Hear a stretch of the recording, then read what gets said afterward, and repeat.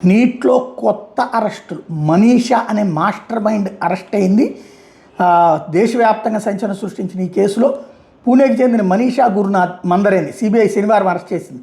ఇప్పటికి అరెస్ట్ అయిన మరో మాస్టర్ మైండ్ రసాయన శాస్త్ర అధ్యాపకుడు పివి కులకర్ణిని లోతుగా ప్రశ్నించడంతో ఈమె పేరు బయటపెట్టారు.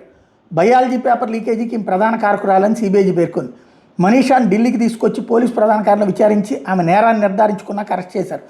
నీట్ యూజీ పరీక్షలో ప్రక్రియలో ఈమె భాగస్వామిగా ఉన్నారు. ఈమెకి సబ్జెక్ట్ ఎక్స్పర్ట్గా గతంలో ఎన్టీఏ నియమించింది.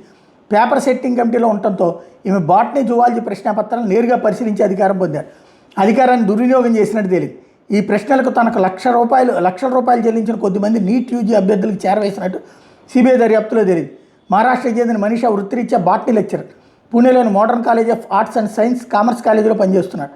5-6 ఏళ్లుగా ఎన్టీఏలో పనిచేస్తున్నారు. ఏడాది నీట్ యూజీ ప్రవేశ పరీక్షకు సంబంధించిన బాటనీ జువాలజీ విభాగంలో రావాల్సిన ప్రశ్నల రూపకల్పనలో భాగస్వామిగా ఉన్నారు. ఆయా ప్రశ్నాపత్రాలు తుది రూపకల్పనలో పాల్పంచుకున్నారు. జాతీయ స్థాయి సంస్థలో కీలక భూమికి పోషిస్తూనే పూణే కాలేజీతో సత్సంబంధాలు కొనసాగించడం గమనార్హం. రహస్యంగా ఉండాల్సిన క్వశ్చన్ పేపర్లను తరచు చూసే సర్వాధికారం ఉండడంతో వాటిని తస్కరించారు. ఈ పరీక్ష రాయబోయే అభ్యర్థుల జాబితాను వాక్మరి అనే మరో నిందితుని ద్వారా తెప్పించుకుని వాళ్ళకి ప్రశ్నలు వాటి ఆప్షన్లను పూణేలోని సొంత ఇంట్లో ప్రత్యేక కోచింగ్ క్లాసులు పెట్టి అందజేశారు. వాగ్మారేని 4 రోజుల క్రితమే సిబిఐ అరెస్ట్ చేయడం తెలిసిందే.